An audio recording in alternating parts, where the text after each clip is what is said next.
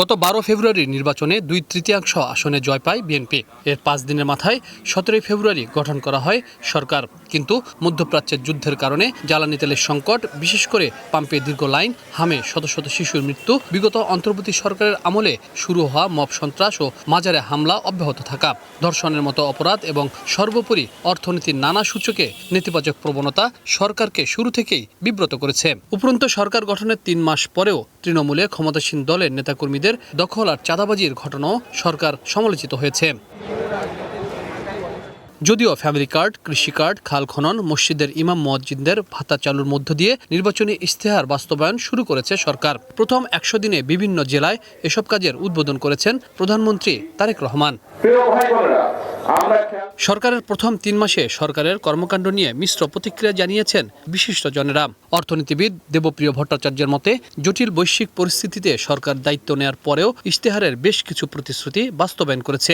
এটা প্রশংসনীয়, কিন্তু নিরাপত্তা নিয়ে জনমনে সংশয় এখনো কাটেনি। এই মুহূর্তে মানুষ আলোচনা করে, একদিকে হলো খাদ্যপণ্যের মূল্য কি থাকবে, আর অপর দিকে তার জীবনের নিরাপত্তা কোনো জায়গায় বিঘ্নিত হচ্ছে কিনা, এবং সেই জীবনের নিরাপত্তা বিঘ্নিত হওয়ার ক্ষেত্রে, নারীদের ক্ষেত্রে এবং এত ব্যাপকভাবে শিশু নির্যাতনের ক্ষেত্র আমাদের তো নিঃসন্দেহে বিচলিত করছে মানুষকে। এবং দেখুন, অর্থনৈতিক সংকট আর সামাজিক সংকট, এর সাথে যদি রাজনৈতিক যে সংসদে যে বিতর্ক চলছে, এই তিনটি যদি একত্রিত হয়ে যায়, নিঃসন্দেহে সরকার একটা বড় চ্যালেঞ্জের মুখোমুখি হবে। সেহেতু এই তিনটি সংকটকে আলাদা আলাদাভাবে, বিচ্ছিন্নভাবে সুরাহা করাটাই এখন আগামী কয়েক সপ্তাহের জন্য বড় বিষয়। শিক্ষাবিদ আনোয়ারুল্লাহ চৌধুরী বলেছেন, প্রধানমন্ত্রী তারেক রহমান তার কর্মকাণ্ডের মাধ্যমে পরিবর্তনের বার্তা দিয়েছেন। তবে তার চারপাশে থাকা মানুষগুলোর কাছ থেকে তিনি সঠিক পরামর্শ পাচ্ছেন কিনা এবং পাবেন কিনা সেটি দেখার বিষয়। একা তো সব কাজ করা যায় না। তার দল, তার কর্মী বাহিনী, তার আশেপাশে যারা আছে, তার মন্ত্রিসভা, তারা সবাই সমভাবে এই ত্যাগ স্বীকারে প্রস্তুত আছেন কিনা। সবাই যদি তার মতো ত্যাগ স্বীকারে প্রস্তুত থাকে এবং মানুষের সুখ দুঃখের সাথী হন, তাহলে পরিবর্তন আসবে। কিন্তু যদি তা না হয়, তিনি যদি চাটুকার পরিবেষ্টিত হন, এবং চাটুকার পরিবেষ্টিত হলে যেটা হয়, তখন তিনি প্রকৃত সত্যটা দেখতে পান না।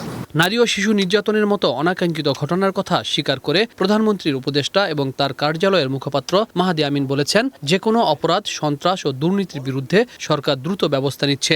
সকলের স্বচ্ছতা ও জবাবদিহিতা নিশ্চিতে সরকার বদ্ধপরিকর বলেও জানান তিনি। বাংলাদেশের যেসব নারী এবং শিশু সহিংসতার শিকার হচ্ছেন, যারা নৃশংসতার শিকার হচ্ছেন, প্রতিটা ক্ষেত্রে নারীবান্ধব সরকার হিসেবে বিএনপি আমরা দেখেছি কিভাবে নারীদের পাশে দাঁড়াচ্ছে এবং ভবিষ্যতে ইনশাআল্লাহ সুরক্ষা এবং নিরাপত্তা নিশ্চিত করবে। আমরা চেষ্টা করছি সেই মব সংস্কৃতি থেকে বেরিয়ে এসে, পুলিশকে রাজনীতিকীকরণে যে সংস্কৃতি, সেখান থেকে বেরিয়ে এসে প্রতিটি মানুষের জন্য ধর্ম, বর্ণ, রাজনীতি আদর্শের ঊর্ধ্বে উঠে আমরা যেন সামাজিক সুবিচার, সাম্য এবং মানবিক মর্যাদা নিশ্চিত করতে পারি, সেটাই আমাদের মূল অভিপ্রায়। মাহাদি আমিন বলেন, মানুষ পুলিশের ওপর আস্থা হারিয়েছিল, তবে সরকার রাষ্ট্রের সবচেয়ে বড় এই বাহিনীকে সুশৃঙ্খল করা এবং জনবান্ধব হিসেবে গড়ে তোলার চেষ্টা করছে। প্রধানমন্ত্রী তারেক রহমানের এ সকল কর্মকাণ্ড মানুষ অনেকটাই গ্রহণও করেছে, কিন্তু সামাজিক নিরাপত্তা এখন বড় প্রশ্ন হয়ে দাঁড়িয়েছে। বিশেষজ্ঞরা বলছেন, সামাজিক নিরাপত্তা নিশ্চিত করতে পারলে বিএনপিকে যে লক্ষ্য এবং উদ্দেশ্য নিয়ে বা আকাঙ্ক্ষা নিয়ে মানুষ ভোট দিয়েছিল, তা অনেকটাই ফলপ্রসূ হবে। Habib Rahman, one news, Dhaka.